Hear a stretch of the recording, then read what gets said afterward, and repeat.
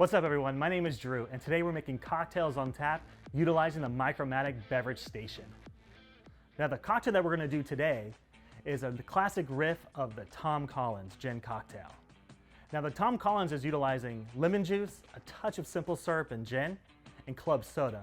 But what's great about the Micro Matic system is it allows us to create our own club soda. So for this cocktail we're going to utilize a classic fruit pairing of strawberry and blood orange. We're going to do a beautiful American style dry gin.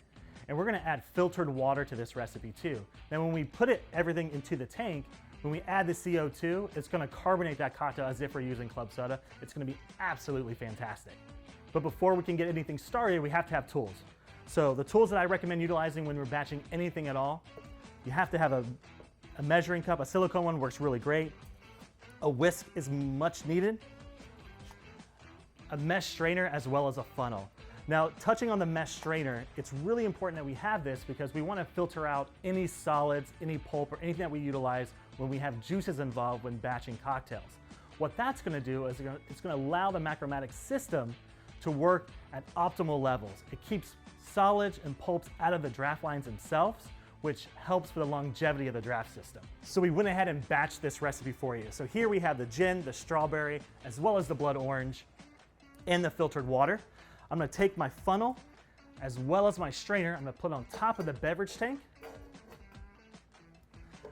And now we're just gonna pour in.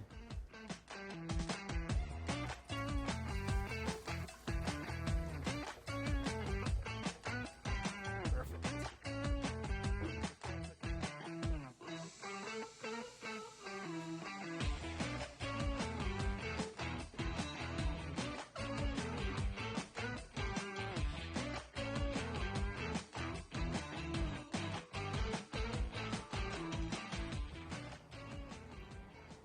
All right, so after we have poured our cocktail, now it's time to garnish.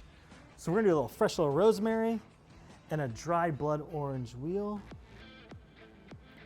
And there you have it. We have our blood orange and strawberry Tom Collins poured from the Micro Matic beverage station. Cheers.